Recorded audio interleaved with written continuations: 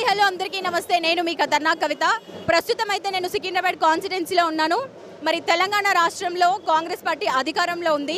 మరి ఇక్కడ సికింద్రాబాద్ కాన్స్టిట్యున్సీలో ఇంతకుముందు బీజేపీ నుంచి ఎంపీగా మన కిషన్ రెడ్డి ఉన్నారు. ఆయనకి పోటీగా కాంగ్రెస్ నుంచి దానం నాగేందర్ గారు, అలాగే బీఆర్ఎస్ నుంచి పద్మారావు గౌడ్ గారు పోటీ చేస్తున్నారు. మరి ఈ ఇద్దరిలో ఎవరు ఎక్కువ సీట్లు గెలుచుకోబోతున్నారు ఏంటి అని వివిధ రకమైన ప్రశ్నలు ఇక్కడ ఉన్న జనాలను అడిగి వాళ్ళు ఏం చెప్తున్నారో అడిగి తెలుసుకునే ప్రయత్నం. మీ పేరు?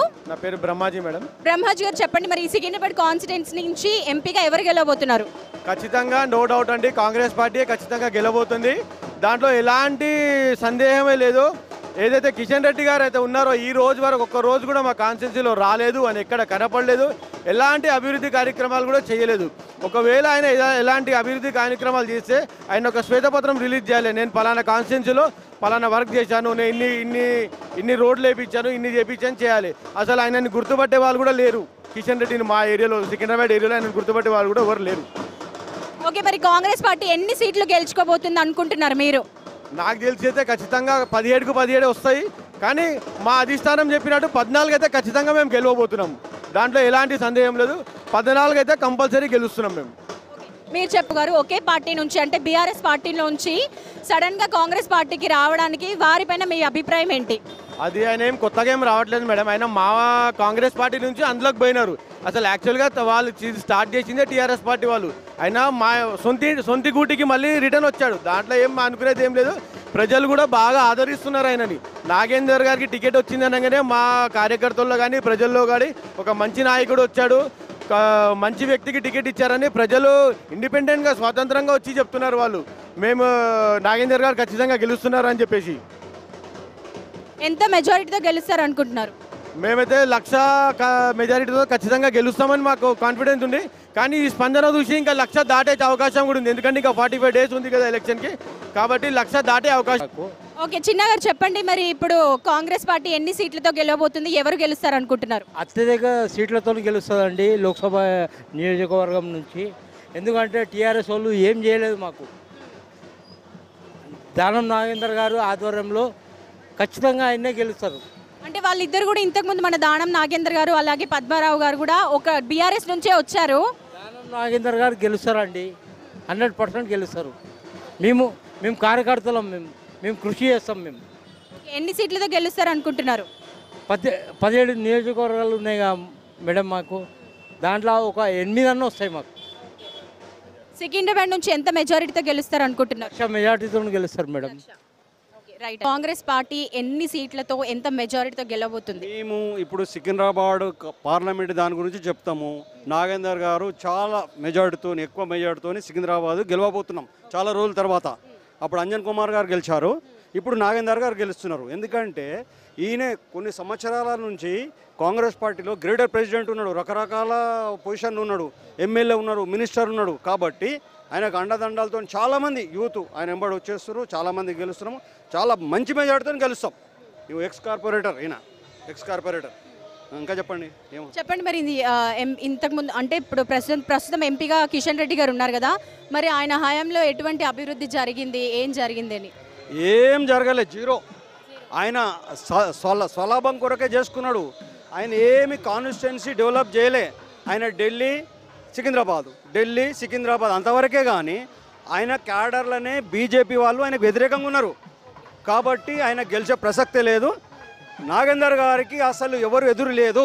అంటే నాగేందర్ గారు వస్తే ఎలాంటి డెవలప్మెంట్స్ అవుతాయి అనుకుంటున్నారు? చాలా మంచి డెవలప్మెంట్ జరుగుతుంది. దాంట్లో ఈయనకు చాలా అనుభవం ఉన్నది. డివిజన్ వైజ్ తెలుసు. మొత్తం సికింద్రాబాద్ పార్లమెంటు నియోజకవర్గంలో ప్రతి డివిజన్లో ఏ నాయకుడు ఉన్నాడు, ఏ కార్యకర్త ఉన్నాడు, ఏ వర్క్ చేయాలా ఆయనకు చాలా తెలుసు. మేము చాలా పనులు తీసుకున్నాము. మేము ఎక్స్ ఇందిరమ్మ కమిటీ చైర్మన్ చేసిండు ఆయన్నే. గణేష్ టెంపుల్ మమ్మల్ని మెంబర్ చేసిండు. ఈయనను చేసిండు, ఈయన అడ్వకేటు, ఆయన చైర్మన్ చేసిండు, ఈయన కార్పొరేట్, అది ఆయన అండర్లోనే చేసినాం. రైట్ సార్, చెప్పండి. ఇప్పుడు నాగేందర్ గారికి పోటీగా బీఆర్ఎస్ నుంచి పద్మారావు గౌడ్ గారు వస్తున్నారు, మరి దానికి మీ అభిప్రాయం ఏంటి? మేడం, నేను ఎక్కువ చెప్పను, తక్కువ చెప్తాను. దాని నాగేందర్ మాస్ లీడర్ ఆయన. ఇప్పుడు ఆయన వచ్చిందంటే కేటీఆర్కే భయమైంది. ఆయన దగ్గర ఉన్నప్పుడు కేటీఆర్కే భయమైంది. ఆయన ఆటోమేటిక్ కార్పొరేటర్లకు ఈరోజు విలువ ఇచ్చిందంటే, డివిజన్ ప్రెసిడెంట్లకు ఇచ్చిందంటే, ఏ బ్లాక్ బి బ్లాక్ ఇచ్చిందంటే దాని నాగేందర్. ఇప్పుడు మేము సీఎంను కూడా కలవాలంటే కూడా ఆయన ద్వారానే కలుస్తాం. మాకు స్టేజ్ మీద ఎవరు విలువ కార్పొరేటర్ వాళ్ళు లెక్క చేయరు మమ్మల్ని, ఏ ఎమ్మెల్యేని ఇచ్చారు. దాని నాగేందర్ ప్రతి ఒక్క దాంట్లో పిలుస్తాడు, చేస్తాడు. కార్పొరేటర్లు కానీ డిజైన్ పెట్టిన కానీ ప్రోత్సహిస్తుంటాడు, కార్యకర్త ప్రోత్సహిస్తాడు. తప్పకుండా ఆయన కనీసం 1,00,000 మెజార్టీ 2 లక్షల మెజార్టీతో గెలుస్తాడు ఆయన. ఎలాంటి అభివృద్ధి జరగలేదు కదా, మరి మెయిన్గా జరగాల్సిన అభివృద్ధి ప్రాధాన్యంగా ఏం జరగాలి? ఇప్పుడు ప్రజలకు కావాల్సింది ఏముందమ్మా, వాళ్ళకి వాటర్ కావాలి, కార్పొరేటర్ కానీ ఎవరికే కానీ వాటర్ కావాలి, లైట్లు కావాలి, డ్రైనేజ్ కావాలి, రోడ్లు కావాలి, ముఖ్యంగా అవి కావాలి. అవి కంపల్సరీ చేస్తారు. ఆయన ఆల్రెడీ సీఎం గారు 10 కోట్ల శాంక్షన్ చేసిండు. ఇప్పుడు ఆల్రెడీ చేస్తాడు ఆయన చేసుట్లో. నరసింహ అండి, సికింద్రాబాద్లో ఉంటాను, వారసుగూడలో. నేను చాలా సీనియర్ కార్యకర్తనే. నాగేందర్ గారితో నాకు 1989-88 నుంచి అనుబంధం ఉంది. ఆయన చాలా మాస్ లీడరు. ప్రజల్లో, స్లమ్లలో, బస్తీల్లో తిరిగిన ఇప్పుడున్న నాయకులు ఏకైక నాయకుడు పి.జయనార్దన్ రెడ్డి తర్వాత అటువంటి నాయకుడు అంటే దానం నాగేందర్ గారు. ఆయన 89లో ఆసిఫ్ నగర్ నుంచి 2,000 ఓట్ల మెజార్టీతో గెలిచిపోయి, గెలిచిన ఎమ్మెల్యే కంటే ఎక్కువ పనులు చేస్తూ 94 నుంచి ఇప్పటి వరకు 6 సార్లు గెలిచింది. 4 సార్లు ఆసిఫ్ నగర్ నుంచి, 2 సార్లు ఖైరతాబాద్ నుంచి.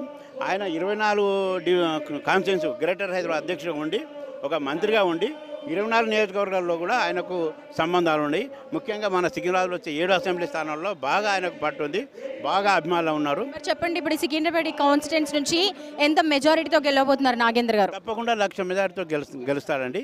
ప్రతి ఒక్కరు కూడా అనుకుంటా ఉన్నారు. ఒక దమ్మున్న నాయకుడు వచ్చిండు ఈరోజు. కార్యకర్తలు అయితే ఫుల్ జోష్లో ఉన్నారు. మేమందరం కూడా నిద్రలకి లేచి వచ్చినట్లు ఉంది. ఇప్పుడు మాకు ఒక జోష్లో ఉన్నాము.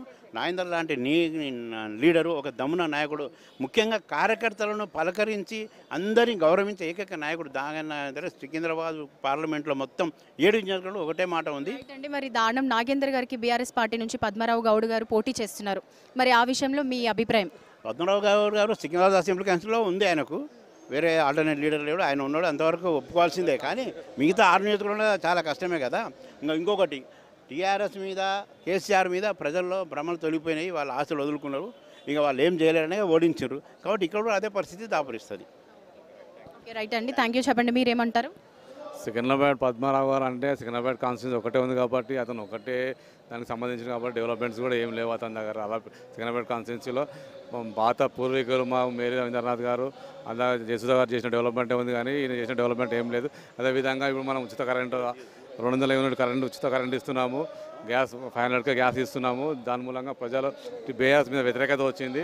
అందువలన ఇప్పుడు కాంగ్రెస్ పట్టం పట్టి కాంగ్రెస్ గవర్నమెంట్ వచ్చింది. ఇప్పుడు మనకు సికింద్రాబాద్లో కూడా మన కాంగ్రెస్ జెండా ఎగరబోతున్నాము. మరి మొత్తం తెలంగాణ రాష్ట్రంలో ఎన్ని సీట్లు గెలవబోతుంది అండ్ ఇక్కడ ఎంత మెజారిటీతో గెలవబోతుంది? ఇక్కడ మాకు దగ్గర మెజార్టీ 2 లక్షల మెజార్టీ దాకా రాబోతున్నది. ఓవరాల్గా మేము 14-15 సీట్ల దాకా రాష్ట్రంలో గెలవబోతున్నామండి.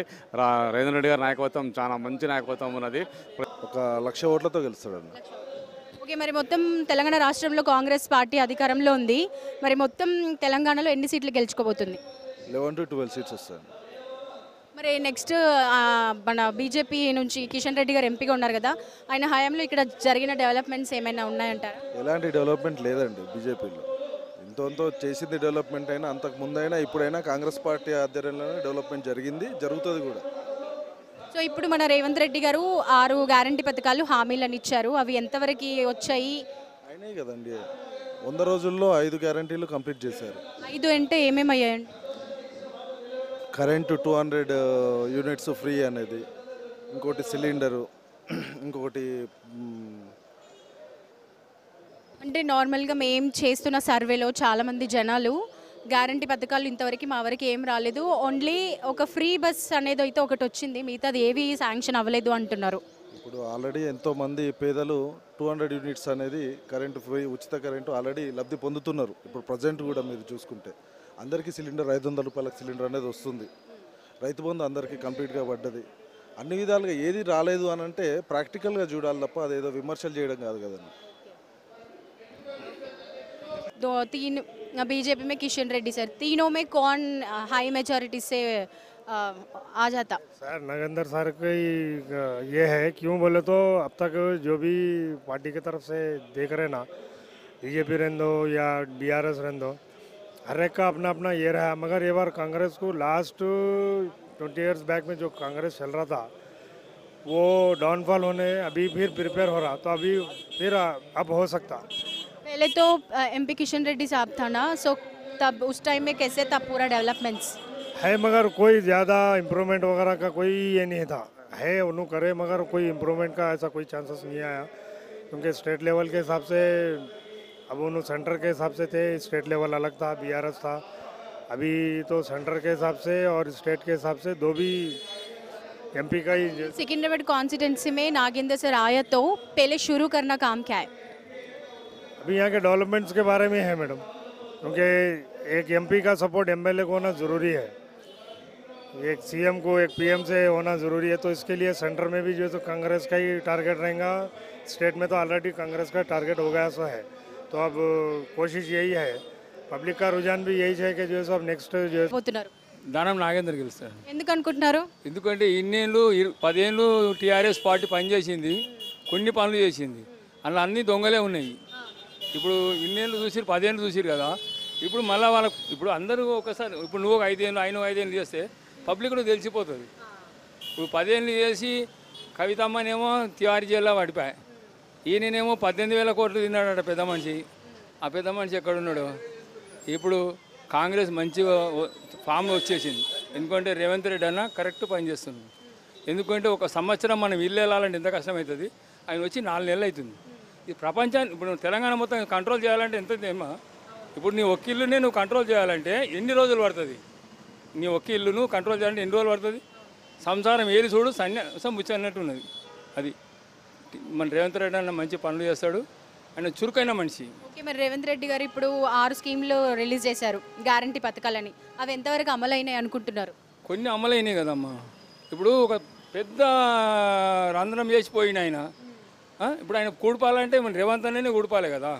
ఇప్పుడు రేవంత్ రెడ్డి కూడా ఇప్పుడు నువ్వు ఇస్తారు, అందరూ వస్తుంటారు, అందరూ వెళ్ళాలి, ముఖ్యమంత్రి ఒక్కడే వెళ్ళొద్దు కదా. 10 ఏళ్ళు అనుకుని ఒక సంవత్సరం మీ ఆయనకు రేవంత్ రెడ్డి కూడా చూద్దాం. ఒక 5 ఏళ్ళు చూస్తే ఆయన ఎంత పరిపాలన చేస్తాడో చూద్దాం. ఏమంటారు? రేవంత్ రెడ్డి కరెక్ట్ మనిషి, ఎందుకంటే మల్కాజ్గిరి ఎంపీగా గెలిచినప్పుడు కాంగ్రెస్ నుంచి. ఇప్పుడు చాలా ఒకసారి ఛాన్స్ ఇద్దామమ్మా. ఈ గ్యారంటీ పథకాలు ఏమైనా ఎంపీ పదవికి ఏమైనా ప్రభావం చూపిస్తాయి అంటున్నారు? బస్సు అయితే వేస్ట్ అమ్మా. అది ఎట్లా అంటే ఇప్పుడు నువ్వు షాపింగ్ పోయేది ఏం తెలుసా, నీ ఇంటి పక్కన 10 మందిని ఎక్కించుకొని పోతున్నావు, ఆధార్ కార్డు పట్టుకొని నడివే, కిరాయా పోయినా, బట్టల షాపు పోయినా, బంగారం పోయినా, ఏది పోయినా ఇదైతే వేస్ట్. 10 మంది పోతురు. ఇప్పుడు 2500 ఒక ఇంటి రేషన్ కార్డు మీద ఒక ఇంటి పెద్ద మనిషికి 2500 ఇస్తున్నా, అది ఓకే. గ్యాస్ సిలిండర్ 500 ఇస్తున్నా, అది ఓకే. ఇది పెన్షన్ ఉంది కదా, వృద్ధాప్య పెన్షన్, హ్యాండిక్రాఫ్ట్ పెన్షన్, అది ఓకే. ఇదైతే బస్సు అయితే వేస్ట్. అది ఎందుకంటే ఒకవేళ బస్సును మార్చాలి అంటే ఏ విధంగా మార్చాలి అనుకుంటున్నారు? 50 years ఉన్న వాళ్ళకు ఏమంటారు, ఓల్డ్ ఏజ్ 60+ వాళ్ళకి సగం తెక్కిపెట్టు, వాళ్ళకు మామూలు టికెట్ ఇచ్చేసేయి, యథావిధిగా ఉన్న టికెటే పెట్టేసేయి. ఓల్డ్ ఏజ్ వాళ్ళకు సగం టికెట్ పెట్టు, ఎందుకంటే ఓల్డ్ ఏజ్ వాళ్ళు అనుకుంటే ఒకటి చేయలేరు. ఇప్పుడు ఈయన ఉన్నాడు, ఇప్పుడు ఈయన అంటే టికెట్ పెట్టాలి. అరే అక్కడ ఫంక్షన్ అయితే పోదా అంటే 10 మంది టికెట్ పెట్టి నేను పెడతాను అంటారు.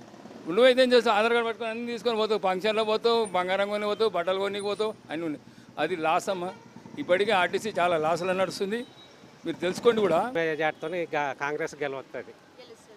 మరి ఇన్ని రోజులు బీజేపీ నుంచి కిషన్ రెడ్డి గారు ఉన్నారు కదా, ఆయన వల్ల ఏమైనా అభివృద్ధి జరిగిందా?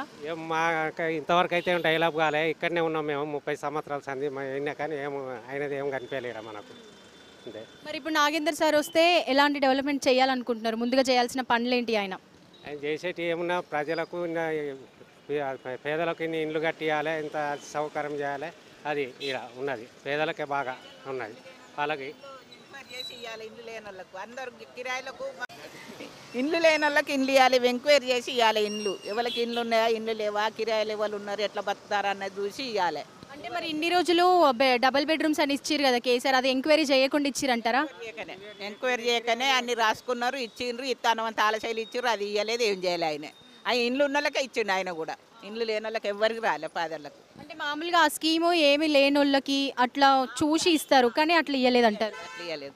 మరి ఏం మార్పు జరగాలనుకుంటున్నారు? అదే పేదలు బాగుపడాలి, అదే మార్పు జరగాలి. మరి ఇప్పుడు ఇక్కడ ఈ ఏరియాలో మన దానం నాగేందర్ సార్ వస్తే ఎలా ఉంటుంది? మంచిగా ఉంటుందా? ఎవరు వచ్చినా కానీ మాకు మేలు చేయాలి, పేదలకు అట్లా గరీబ్ వాళ్ళం చేయాలి. ఉన్నోళ్ళకే పెడతారు, ఎవరు పోయినా ఉన్నోళ్ళకే పెడతారు, లేని వాళ్ళు ఉన్నోళ్ళకే పెడతారు. కాంగ్రెస్ పార్టీ ఉన్నది, ఏది ఉన్నా అది అత్తనే మనకు డెవలప్ అవుతుంది. ఇప్పుడు ఇక్కడ ఏది కాంగ్రెస్ ఉన్నది, కాంగ్రెస్ ఎంపీకి వెళ్తే కాంగ్రెస్కు మనకు ఏమైనా పనులు అవుతాయి, లేకపోతే కావు. అది మొత్తానికి మీ సపోర్ట్ ఎవరికంటారు? మా Congress madam. Okay thank you. అమ్మా మీ పేరు? మా పేరు రాజేశ్వర్ మేడం. మరి ఇప్పుడు ఎలక్షన్లు వస్తున్నాయి తెలుసా? తెలుసు మేడం. మరి ఎవరికి వేద్దాం అనుకుంటున్నావు ఓటు? ఓటా ఇక కాంగ్రెస్కి వేద్దాం అనుకుంటాను. ఎందుకు మరి ఇప్పుడు ఇంతకుముందుకు బీఆర్ఎస్ బీజేపీ వాళ్ళు ఎట్లున్నా? మాకు కూడా రైతులం ఈ పండ్లు మాకు ఇస్తా అంటాను కదా, 7,000 ఎకరానికి 7,000 ఇస్తా అంటాను కదా మేడం. ఈ పండ్ల గిరాకీ ఎట్లుంది మరి? పండ్లు మంచిగానే ఉన్నాయి మేడం. అన్ని ఎక్కడి నుంచి తెస్తారు? అది బాట సింగారం మేడం. అంటే మీకు అన్ని మంచి రేట్లకే వస్తున్నాయా? మంచి రేట్లకే వస్తుంది. గిరాకీ ఎట్లయితుంది మరి ఇప్పుడు ఎండాకాలంలో? మంచిగానే ఉంది మేడం. ఇప్పుడు రంజాన్ కదా, బాగానే ఉంది, మంచిగానే వచ్చినాయి. మరి ఇప్పుడు నాగేందర్ సార్ ఇక్కడ కాంగ్రెస్ పార్టీ నుంచి నాగేందర్ సార్, బీజేపీ నుంచి కిషన్ రెడ్డి, అట్లానే మన బీఆర్ఎస్ నుంచి 10 రోజులు కిషన్ రెడ్డికి వేసినాం మేడం. ఇక ఇప్పుడు కాంగ్రెస్ అని అంటారు కదా. అంటే అంటూరని ఇస్తున్నావా? నువ్వు నీకేమనిపిస్తుంది? మేము రైతుల వరకు, మాది ఊరు కదా, రైతుల వరకు అట్లా వేస్తామని చూస్తాం. మరి కాంగ్రెస్కి వేద్దాం అనుకుంటున్నావు కదా, మరి కాంగ్రెస్ వస్తే నీకు ఎటువంటిది జరుగుతుంది? మంచి రైతులకు 7 ఎకరానికి 7,000 ఇస్తా అన్నాడు కానీ అట్లా వేస్తున్నాం మేడం. మరి ఇప్పుడు మన రేవంత్ రెడ్డి 6 గ్యారంటీ పథకాలు ఇచ్చిండు కదా, అలా ఎన్ని వచ్చినాయి? ఎన్ని నీ దాకా ఎన్ని వచ్చినాయి? రైతులకు పడ్డాయి పైసలు. రైతు బీమా పడ్డదా? పడ్డది, అందుకొరకే వేస్తా అని గ్యారంటీ. ఇంకా ఆయన 6 గ్యారంటీలు ఇచ్చిండు కదా, అలా ఇంకేమేమి నీ దాకా వచ్చినాయి? మాకైతే ఒకటే రైతు పైసలు పడ్డాయి. ఇంకా గ్యాస్ గురించి ఏం పడలేదు కదా మేడం. బస్సు ఎక్కుతున్నావా? బస్సు ఎక్కినాం. ఈ బస్సు తోటి మాకు అంత ఇష్టం లేదు మేడం. ఎందుకు, ఏమైతుంది? బస్సు ఫ్రీగానే కదా. ఫ్రీయే కానీ అదేమంత ఉపయోగం ఉన్నది? ఏం ఉపయోగం లేదు. ఎక్కడి నుంచి వస్తావు నువ్వు ఈ పండ్లన్నీ తీసుకొని? మేము బాట సింగారం. అక్కడి నుంచి